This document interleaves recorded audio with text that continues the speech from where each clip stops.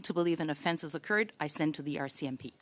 How many cases are currently with the RCMP that you have referred to them? 4. How many are you able to tell me did you advise us of during your last appearance before this committee? The last time, when was the last time I appeared? I'm just thinking I have forwarded 3 in this fiscal year. So Smash the like, hit subscribe, get your Canadian federal politics right here. Mr. Barrett, we're going to start with you for 6 minutes. Go ahead, please.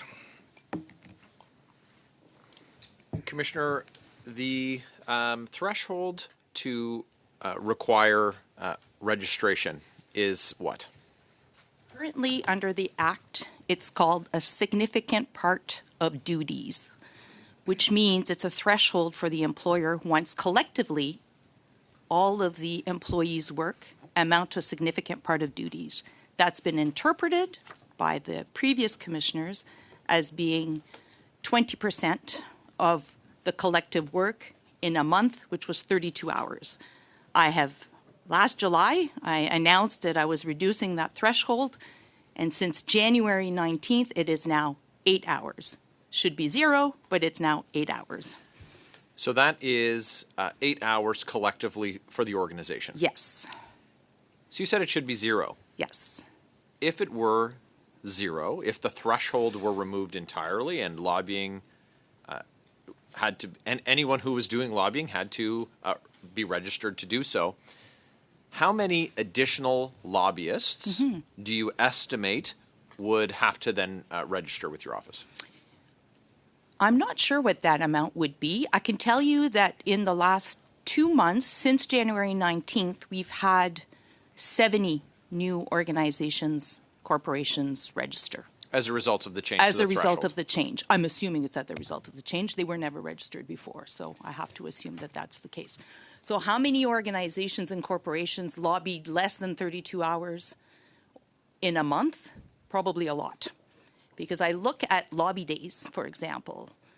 Lobby days, it's impressive how a number of organizations lobby on a full day of lobby day and they're not registered. Right. That's an example.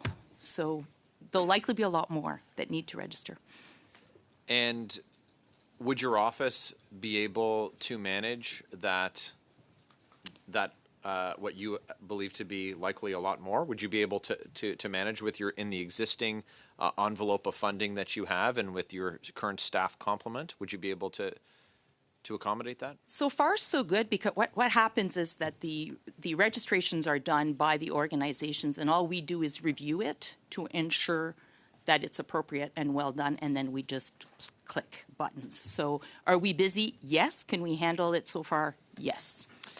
So your staff includes investigators, but I'm sure that you also have folks who do media monitoring as well. Of course. And so in your media monitoring, your staff observe that an organization successfully had meetings with, because MPs posted, let's say 200 MPs posted. Just a reminder, gang, smash the like, hit subscribe. We work really hard at this stuff. Let's get back to the video.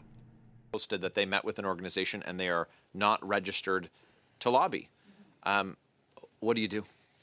Currently, what I do is write letters to these organizations to explain the regime and to ensure that they understand. I ask them to respond that they understand the regime, and then they usually tell me that they stay under the 32 hours. That was the case then. 8 hours is going to be a little bit more difficult now.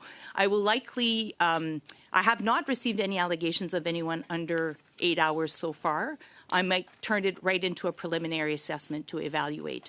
But I do want to give people time to get used to this 32 hours. So I would likely write to them again. But that hasn't happened in the last 2 months. Get used to the 8 hours, sorry. Get used to the 8 hours, yes. Which came into force?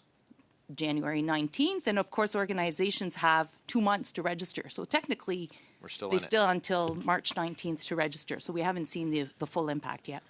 And an organization which you believe is doing substantial, were you to find an organization that you believe is exceeding the threshold, does not reply positively to your letter, then what's the remediation? Like, Like, what are the consequences? So currently, I do a preliminary assessment, and if I have reason to believe that they're not willing to comply or they're not complying, I would turn this into an investigation, because the threshold for investigation is if I have reason to believe that it's necessary to ensure compliance.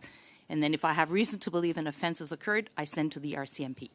How many cases are currently with the RCMP that you have referred to them? 4.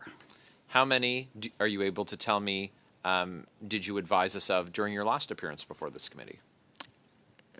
The last time, when was the last time I appeared? I'm just thinking, I have forwarded 3 in this fiscal year. So I've in my whole 9 years, I've referred 19.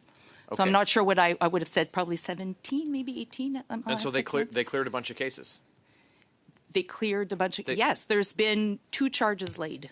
Okay, and when were those charges laid?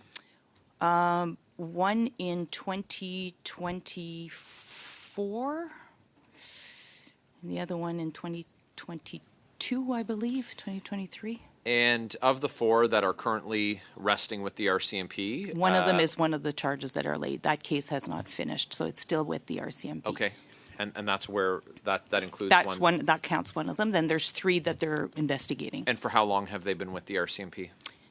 The 3 that it's in this last fiscal year. Oh, so those 3 are all within fiscal year Yes. 25, 26. Yes. Okay, more questions Yes. to follow. Thank you, ma'am. Yes.